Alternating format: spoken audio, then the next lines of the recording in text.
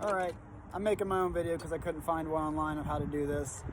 I'm pulling the intake manifold off of a Ford Ranger 1995. It's the 2.3. Mine's an XLT, but it will probably be the same if it's not an XLT, honestly. So yeah, here we go. Right, so I've taken some stuff out so far, but I'm not too far ahead to where I can't catch you guys up. So far, I've only needed a 10 millimeter, an 8 millimeter, and a 13 millimeter. This little guy was right here. I took the screw out of it right there, and then it's got a little plastic tab. You should just be able to snap right out, and then that just clips over the top of that. So yeah, once you get that 8 millimeter out, it snaps right out. I unhooked these vacuum hoses from here, and I put a clamp over my brake line, or it's a vacuum hose to your brake booster, but I didn't honestly know if I unhook this, I'd have to bleed my brakes, and I did not want to do that, so I put a clamp on it, and it really doesn't even look like it's doing its job, so I guess we'll find out whenever we get there. Yeah, so then once that covers off, or that shroud, there's gonna be two 10 millimeters. You're gonna take that off, and then I'm hoping I don't have to unhook everything, but I might have to. I'm hoping I can just hang that to the side or work around it. Then I started working on these. These are 13 millimeters, and they hold a majority of your intake down, and that's where I'm at so far.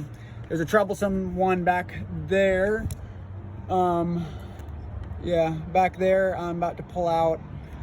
I was using my 1/2 inch socket to get these out, but it turns out I had to buy a 13 millimeter to get to that back one.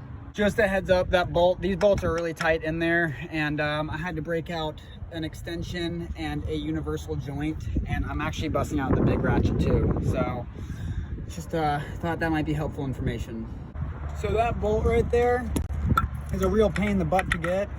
I recommend breaking it loose and then getting a really long extension like so, and just using your fingers to twist it out. I kind of stripped it, so I'm probably going to be putting it back in a different, easy, more accessible spot, so if in case I have to get it out again, I'm not fighting with a stripped bolt. I think the only thing left I have to say about this is try and use a magnet to fish it out, because if that thing drops back behind there, it's going to really suck. Alright, so there's 4 bolts right here. They're 10 millimeter. These two came out pretty simply. I had to use a wrench on this one. And this one I had to put a bunch of extensions back there, and I broke it, and I started twisting it out with my hands. And then once I almost got it out, I slid this back and used a pair of vice grips to get the threads out the rest of the way, and I put a magnet on the head of the bolt, so when it came out, it didn't fall into the abyss down there.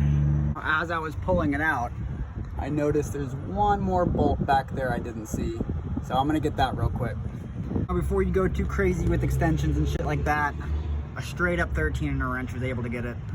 The last thing holding this thing on is this guy right here. It's 2 10 millimeter bolts. The head of the bolts is in the back. I had to get them with a wrench. If you have a shallow 10, you could probably get it, but that's what I'm doing, and then this thing should just pop right out.